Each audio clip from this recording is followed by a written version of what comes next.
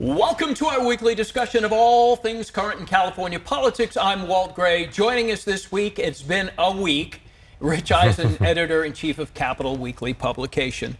Rich, good to have you here. So let's backpedal a little bit to election night a few nights ago. How did all of this happen? What caused the country to react this way? Well, I think there's a lot of exit polling left to be done, but to me, I think there's one thing that stands out above all others without really needing a tremendous amount of polling to verify it, and it's clearly the economy. It goes all the way back to Bill Clinton saying, it's the economy, stupid. To some extent, the economy by every metric is doing fabulous, especially having come out of a global pandemic.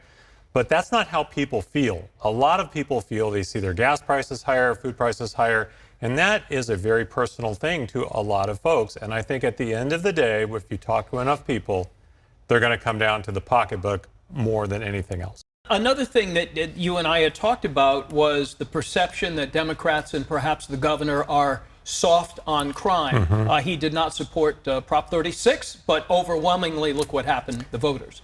Yeah, I mean, at this point, we're looking at about 70% in support. And look, we all saw this coming, and we've talked about this all year. And, this is actually a holdover in some ways to last year when we saw a lot of major angst around the Capitol around bills dealing with human trafficking and minors. And, I do think the Democrats have a serious problem, at least in the state of California, around how people perceive their willingness to tackle crime. And people need to feel safe. When they do not feel safe, they tend to go toward people they think will make them feel safe. So there we go.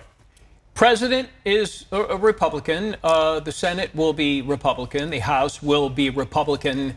Where does California fit in on all this? I think there are a lot of things that California has to be very concerned about because the Trump presidency, he's made it clear that we have a target on our back here. A lot of the rhetoric from his campaign was images that I think are violent, can be construed as misogynistic, racist.